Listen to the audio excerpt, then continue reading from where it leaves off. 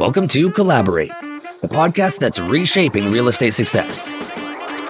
Whether you're a new agent striving for your first big win or a seasoned producer ready to break into the top 1%, Collaborate is your gateway to elite strategies, global networks, and industry-changing insights. Each episode delivers actionable advice straight from the top 1% of real estate professionals worldwide.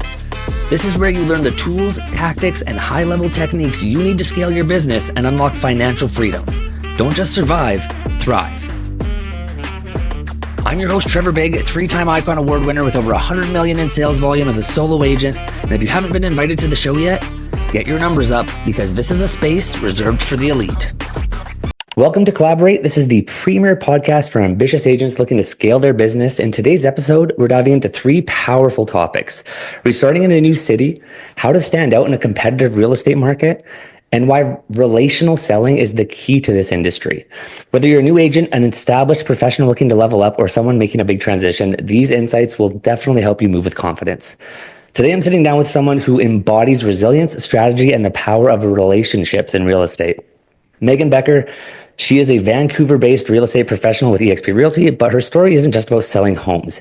It's about restarting, reinventing, and thriving in one of Canada's most competitive markets. Meaghan, thank you so much for joining us today. Thanks for having me. That was such a fantastic intro. I think it gets the blood flowing when you've got a good intro. Yeah, I got to live up to something big now. Yeah. So Meaghan, you didn't start in real estate career in Vancouver. You had to restart and rebuild. You had to build a whole new network, establish credibility. Walk us through what that kind of looked like. Yeah, it's basically like starting a new career. I think real estate is real estate. People are people. But because this business is so much of, everybody knows a realtor. And they're going with who they know. They're going with someone in their sphere or someone that's referred to them. And so I had all the technical knowledge, but it really was. It's still an ongoing process of continuing to build that sphere, make myself known, and get into different communities, build relationships. Because nobody's just going to hire you because you're a realtor. There's 15,000 of us here. Like everyone knows at least 4, 5, 6 realtors. For sure. Yeah. And I think that's a good point. I mean, many times it's not like you're getting out realtored, you're just getting out friended. It's hard to kind of work your way into those social groups. Yeah, exactly. What were some of the biggest challenges you faced when starting fresh in a new city where you had to build basically a network from scratch? I mean, that's exactly it. I think, you can probably relate to this too. Like you're ambitious, you're competitive, you want everything to happen faster than it naturally will.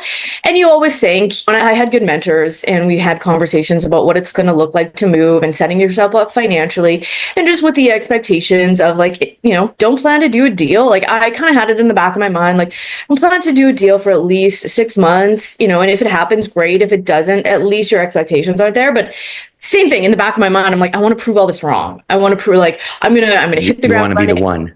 Exactly. And that was the toughest, is just being patient, like with anything, like with weight loss or any type of goal. If you focus on the results and not on the things that you can control, which is how many calls are you making? How many people are you meeting? You're going to get really frustrated. And I always had to just keep reminding myself of focusing on the things that I can control, not that I need to close a deal tomorrow. Yeah.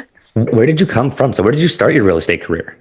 In Edmonton, Alberta. That's where. And so not even just like a small market shift, like a total change. Yeah, very different. Totally. So what kind of strategies did you use to start building relationships out of the get-go? I've wanted to live in Vancouver for a long time. I've traveled out here a ton. I used to do some work out here. So I was out here like maybe once a month or so for a handful of year period. And I would drop into a CrossFit gym, or I had some friends here. Okay. And I just kind of maintained those relationships like throughout the years of traveling here. And then when I knew that I was planning on moving here, I just aggressively went after, setting up. That was one of my first things when I moved here, was every single week, multiple like coffee meetings or just get-togethers with people I knew here, and conversations of, I'm trying to establish myself here. If you know anyone, I don't want to be that cheesy realtor that's like, if you know anyone buying or selling, but I did it in a way that I think was authentic to me. And I put myself into different communities, and I made myself known. I tried to in my calendar, just going out to different events. And it's one of the things that I love about Vancouver is there's so much stuff to do here, whatever you're interested in. So you didn't necessarily have a network, but you did have a sphere of influence that you were able to kind of tap into. Very little. Yeah. Yeah, exactly. Yeah, sweet. And I think events is another big one too. I'm up in Williams Lake, which is like a bit of a drive, but I still try to make it down there for like as many events as I can hit up. Yeah. Yeah. Let's talk about how you were able to stand out. So now that you've built your network and everything, I mean, Vancouver is like insanely competitive, and you have been able to stand out quite dramatically. How'd you set yourself apart? Let's say that. I think one of the things that allowed me to be successful in Edmonton. Well, one is I had a sphere there. And so people would just work with me because they knew me. They didn't necessarily know me as a super successful realtor, but I had been successful in other careers. So there was a level of trust and competence there. Yep. And I built up this essentially kind of a brand on social media of I'm going to educate people. I want to show them that I'm fun. I want to show my personality. Yes, real estate is serious, but I want to make it fun. People spend so much time with their realtor. They don't just want, for the most part anyways, they don't want just someone that's, kind of stuffy or like no personality. And just going back to the whole theme of people are going to do business with people that they like. And that's, I think, and from talking to people, they're like, that's one of the things that we really liked about you. It stood out in Edmonton. And so I was transitioning into Vancouver and I wanted to bring that along. And to be honest, one of the hardest things was there's so many like luxury agents with these like curated, beautiful Instagrams. And I'm like, are you a realtor or like a fashion model? And like, that's just not me. And I like nice things. I like looking, great. I love nice cars, but that's not the image that's like kind of authentic to me, if you want to put it that way. And I've done some different branding courses and different mentors, and they're like, lean in what makes you unique and what makes you, like your real estate. And for me, it was like real estate and fitness. And I love having fun. I want to be professional, but I want to blend all that together. And some people love it and some people don't. And like, that's the thing. Like, I don't need to sell homes to every single person that lives in Vancouver. I need, a handful that really connect with and resonate with me. And I think that's what people like is they want to see you be you and the competence and the skill set behind that, I think. Oh, I totally agree with you 4,000%. I think authenticity is what does it all for everybody right now. Yeah. If you're the kind of agent who says it's always a great time to buy and always a great time to sell, you just kind of blend in with all the other noise where you have to have some sort of personality or opinion that somebody can attach themselves to. Yeah. Yeah. So you've successfully grown your business while balancing social media, content creation, traditional real estate marketing. How do you use social media to differentiate yourself? What's your main goal behind your social media? And if whoever's not following you should, it's Moves with Megs. Hit her up on Instagram. Her content is fire. Thank you. Thank you. Yeah, to me, social media is one, if you're just purely looking at it from a business standpoint, where are you going to put your time and effort? You want to put your time in where you can maximize your return on your investment. And so, we're having this conversation right now. People are watching me on Instagram. And so from a return on your time investment, that just made sense to me purely from a business standpoint. The second thing is that people are there. Yes, I could go to the coffee store and, strike up a conversation with people about real estate, or I could go to a networking event and do the same thing, but I can also do that online. And I can do it in these little snippets throughout my day, or if I'm sick and lying in bed or something. It's such a tool that is so easily accessible. On the negative side, and I catch myself in this, it can be you're just consuming and scrolling and you kind of get into this like doom of like looking at it from the consumer aspect. So I definitely have to, keep some good boundaries up there. But my whole goal with it is to create a brand. I want people to follow me and I want people to know what it's like to work with me, to be friends with me, to, essentially like be that friend there. So my whole theme of everything I do is I want to provide educational content. If you are truly in the market, I want to provide fun stuff. I'm like super into fitness and CrossFit. And so I like having that a part of it as well and intertwining all of that together and giving people a sense of like, what is it like to be around me? And you're so authentic online. I'm sure that you have clients that tell you that they feel like they know you before even meeting you. Oh, for sure. And those are some of the best meetings. is like they've said this, we've been watching your content for months, and then they just reach out and we do a call, and it's almost like you're sitting there with a very warm, like your best friend just referred you a client because they know you, they know your mannerisms, they understand some of the the tips that you use to prepare either sellers or buyers that are going to work with you. Oh, absolutely. I mean, your social media has been warming them up the entire time in the background. And by the time they reach out to you, there's very little salesmanship that has to go into it. They've already made that connection with you. Yeah. And the people that don't want to work with me don't even call me. That's fine. Yeah. If an agent's listening right now and feels like they're just another realtor in the crowd, what's the first move that they should make to stand out? Figure out what makes you unique. Like, I'm big into Ryan Serhant. I really like his training, and he said this, like, you're a real estate agent, and like lean into what makes you unique, because that is a lot of the community that you're going to be able to connect with.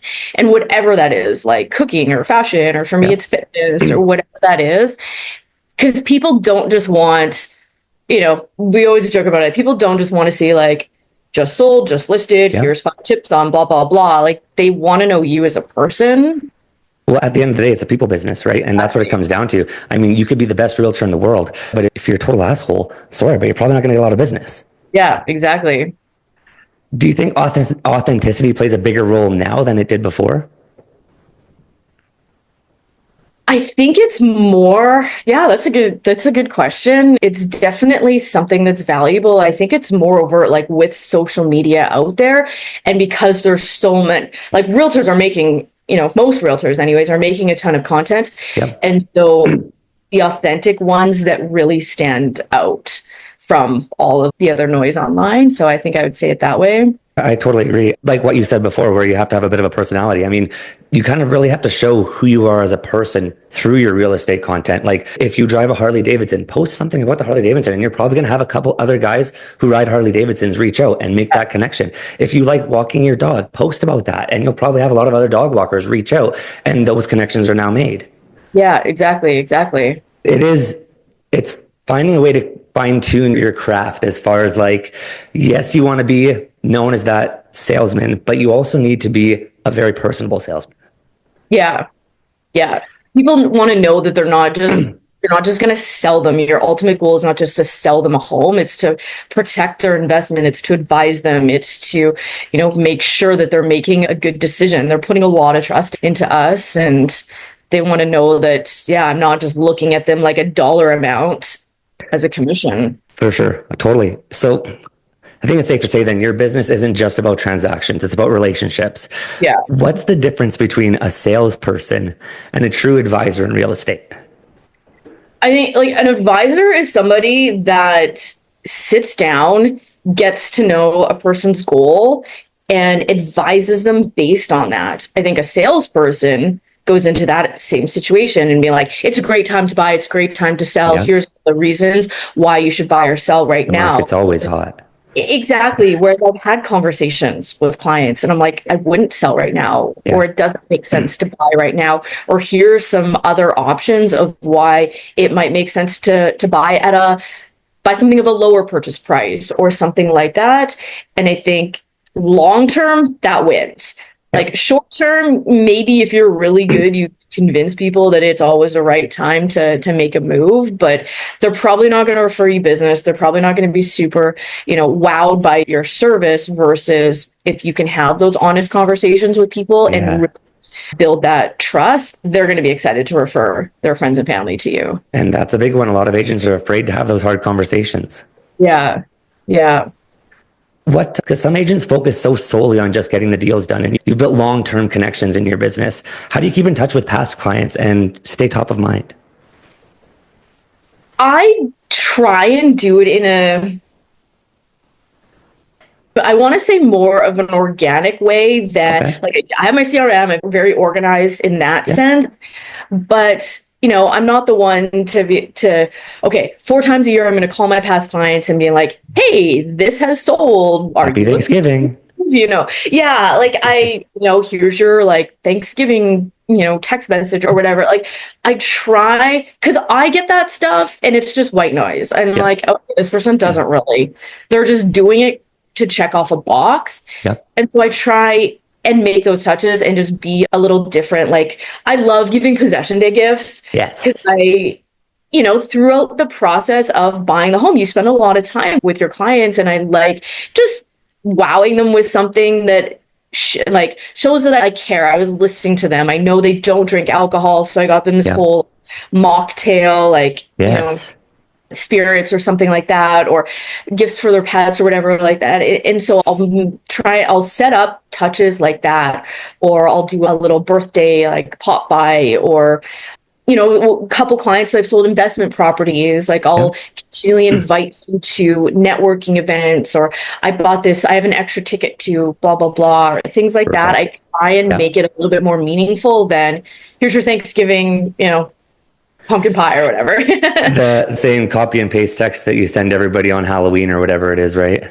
Yeah. And I mean, it is more work, but I think it just takes organization and making those notes in your CRM and, having it organized. Okay, here's my investor clients. Here, when I have a networking event and I've got extra tickets, here's the people that I invite. Or if I've got tickets to these artists, I know people like these people like this, and keeping organized that way. So you are actually staying organized and have a system there. Well, and it adds to the experience, and that's what people actually remember. I mean, they're going to forget about the 14 out of 15 homes that you showed them, you know what I mean? Gone. But the experience throughout all of those homes and afterwards, that's what actually locks in. Yeah. Yeah, exactly. Many agents struggle to shift from a transactional mindset to a relational one. What's your advice on making that shift? Yeah, it's almost like, how do you go from like a fixed mindset to a growth mindset? I don't think it's like, here's 3 tips. I think it's part of just how you think about things, and kind of starting from the top down. Because if you're just looking like, okay, here's 3 tips on how to be a relational based, sales. You'd be the number 1 New York Times seller. Yeah. You got to figure out why are you even in this business? What's your ultimate goal? Why are you helping people? What is your ultimate why? Why are you a real estate agent outside of just, you need to pay the bills? And I think that why needs to encompass those values of how you treat your clients. Yes. And so I think I think people can learn anything, but I think it has to come from a value standpoint, and why, clarify your vision and your why, and how you actually want how you want to build your reputation, how you want people to talk about you. Well, I totally agree. I think reflection is a big one too. I think I like asking agents, if you were on the other side of this transaction, would you work with you? Yeah. Yeah. And lots of agents, even when I'm talking to them about social media, if you were on the receiving end, would you follow you? Are you actually posting things that you even find engaging? Are you doing things throughout your business that you're proud of, or are you just kind of following the steps? Yeah, that's a great way to look at it, for sure. What's not the end all be all advice, but what's one small thing agents can start doing today to build stronger client relationships? One thing. I think just listen to your clients. Listen to what they tell you. That's such a big one, because everybody feels like they're afraid of the awkward silence. And so sometimes they just word vomit and just say things that don't mean anything, really. You know what I mean? But your conversations will gain so much value if you become a good listener. Yeah. Ask great questions and listen, and people will it's that cheesy saying, people don't care how much you know until they know how much you care. Let them talk, listen to them, and solve their problems. Yeah, you hit the nail on the head. That's exactly right. So looking at your journey then, what's one of the biggest lessons you've learned in real estate that you wish that you learned earlier? I think, to be completely honest, starting my career in Edmonton, I was blessed that I had a really good network. I had really good referrals, and that's where all my business came from. I think there were very minimal cold leads that I converted. Cool. And I was really good at working my sphere and working referrals. And then moving to Vancouver, okay, you got a lead gen. And figuring out there's so many different ways. I believe, and I'm sure you share this belief, there's no right or wrong way. You just have to choose a handful of them and be consistent. Yep. You can't just door knock for 2 weeks and be like, oh, nobody wanted to list with me. Door knocking doesn't work.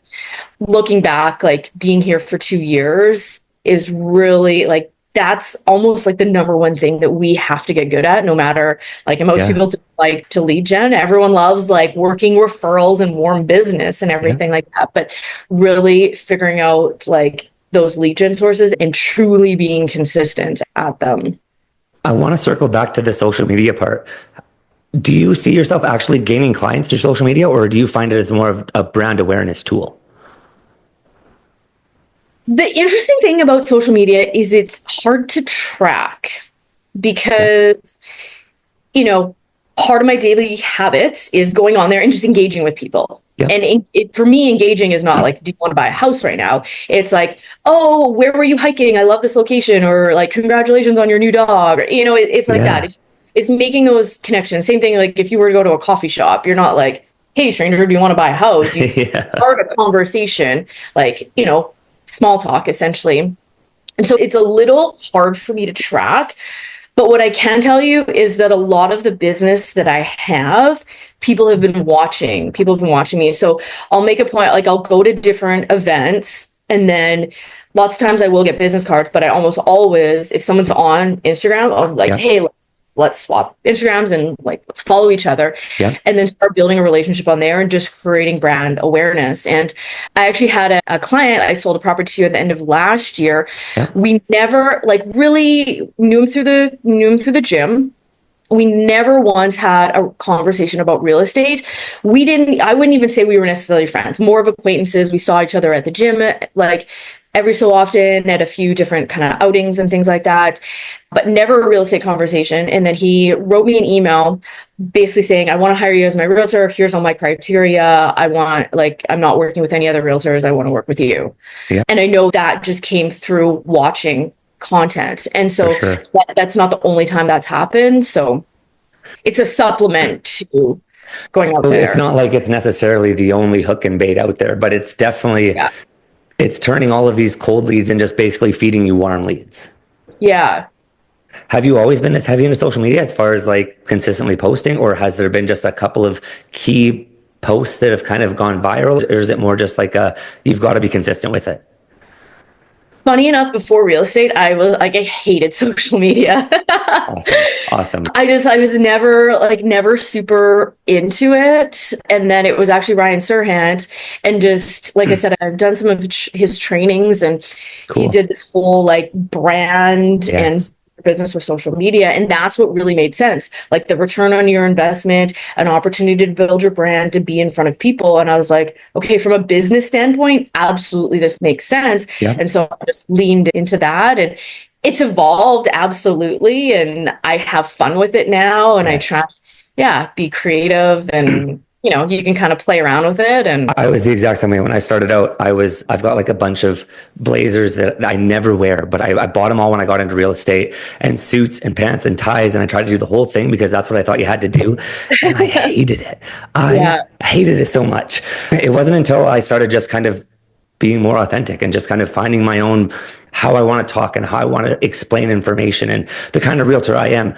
It wasn't until I was able to kind of just like rock a t-shirt and be okay with it that my following just went through the roof.